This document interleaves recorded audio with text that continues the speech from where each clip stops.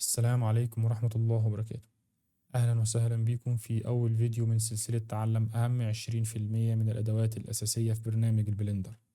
في البداية لازم نعرف إن بلندر مش مجرد برنامج 3D مجاني وخلاص. بلندر منصة إبداعية متكاملة فرضت نفسها في السنين الأخيرة وبقت بتنافس الكبار.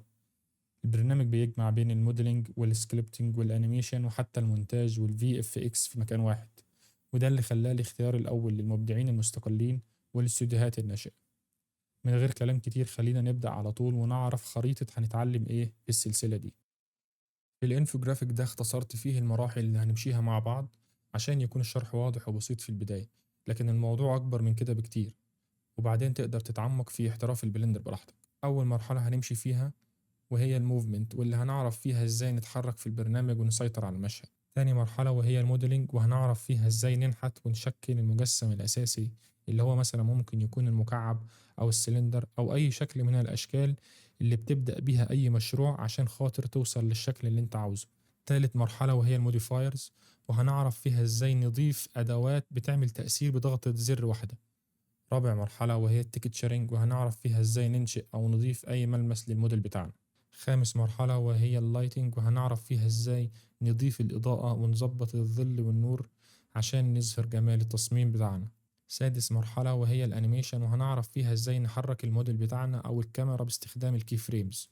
آخر مرحلة وهي الريندرينج، وهنعرف فيها ازاي نطلع شغلنا لصورة أو فيديو عالي الجودة. عشان نبدأ صح لازم نحمل البرنامج من المصدر الصح. بلندر برنامج مجاني تماما وخفيف وبيشتغل على أي نظام تشغيل سواء كان ويندوز أو ماك. هنفتح متصفح جوجل كروم وندخل على الموقع الرسمي لبلندر.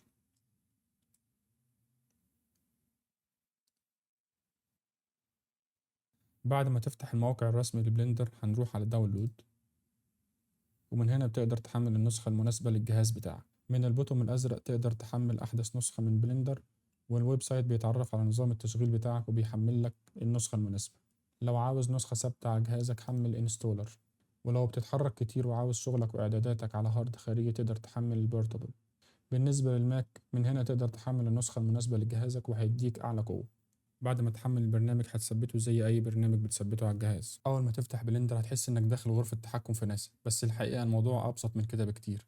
واجهة البرنامج مقسمة لنوافذ، لو عرفنا كل نافذة بتعمل إيه هنقدر نسيطر على البرنامج وإحنا شغالين. المنطقة الكبيرة في النص هي ال 3D View Board، دي تقدر تعتبرها الورشة بتاعتك اللي أنت بتشتغل فيها.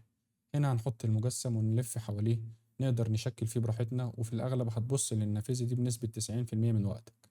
النافذة اللي على اليمين فوق هي الأوتلاينر، أي حاجة بتحطها في المشهد بتنزل هنا بالاسم عشان ما تتوهش منك. النافذة اللي تحتها هي البروبرتيز، دي مركز التحكم بتاعك، هنا بنظبط الألوان والإضاءة وحجم الريندر النهائي، أي تفاصيل فنية بنعملها من هنا. الشريط اللي تحت خالص هو نافذة التايم لاين، ومن هنا تقدر تنشئ الأنيميشن بتاعك في المشروع.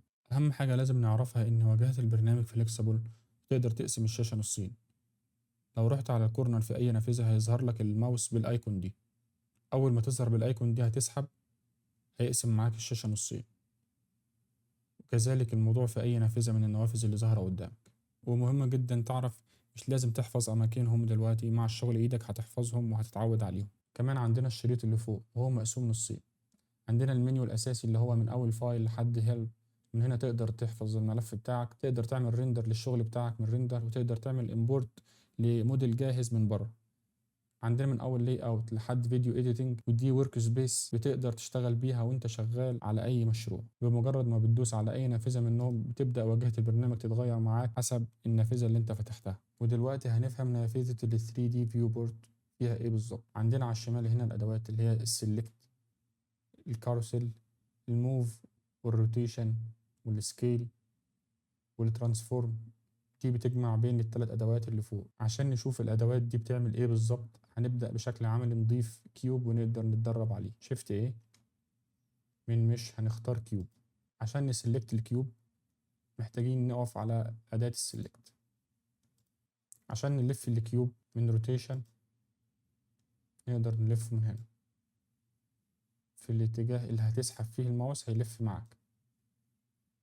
كنترول زد بترجع خطوة لورا.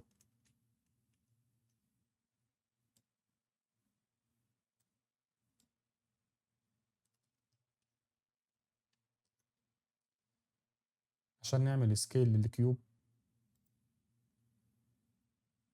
من الدايرة البيضاء هتعمل سكيل للكيوب نسبة وتناسب.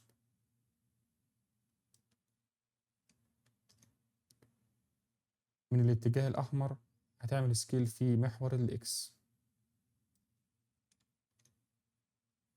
كذلك من الزد، كذلك من الواي. عشان نشوف الواي نرجع كنترول زد ونلف حوالين المجسم، هنضغط على سكرول من الماوس ونسحب.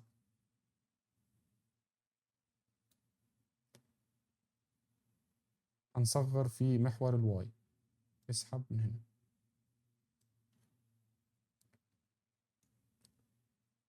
نرجع تاني عشان نلف حوالين المجسم من الماوس، هنضغط سكرول ونسحب. عشان نتحرك بالنافذة اللي شغالين فيها شيفت ميدل سكرول ونسحب.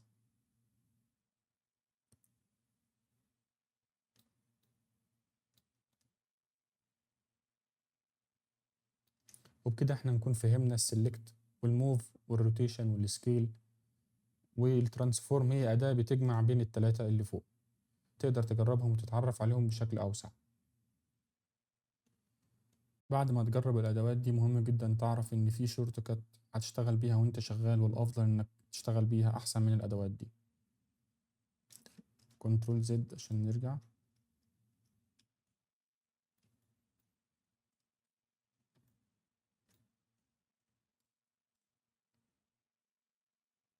لو عاوزين نحرك الكيوب من مكانه هندوس جي، سيلكت الأول بعدين جي. جي هيتحرك معاك بشكل حر. كليك كده انت ثبت الكيوب في المكان اللي انت عاوزه بعد ما حركته. طيب لو عاوز انا احرك الكيوب في اتجاه الزد ندوس جي زد، كده هو بيتحرك معاك على محور الزد. طيب لو عاوزين نحركه على محور الاكس ندوس جي اكس.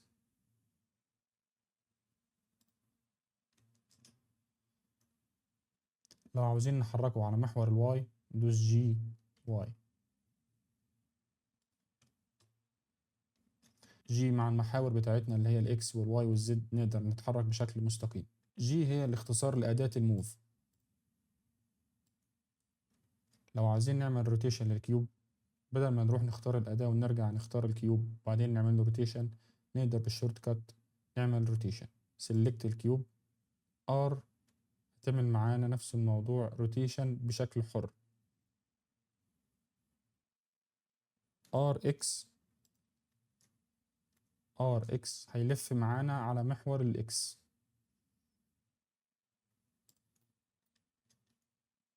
ار واي هيلف معانا على محور الواي.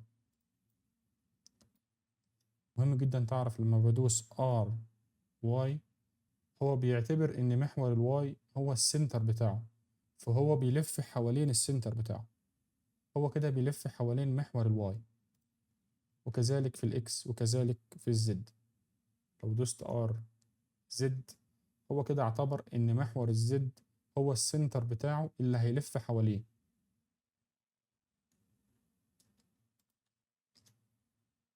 وبكده نكون وصلنا لنهاية الحلقة الأولى.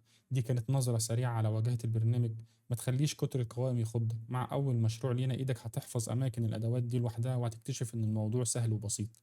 جهز الماوس بتاعك عشان الفيديو الجاي إن شاء الله هنشوف عمليا إزاي بنتحرك جوه المشروع باحترافية ونبدأ أول كليك. أشوفكم الفيديو الجاي إن شاء الله. السلام عليكم ورحمة الله وبركاته.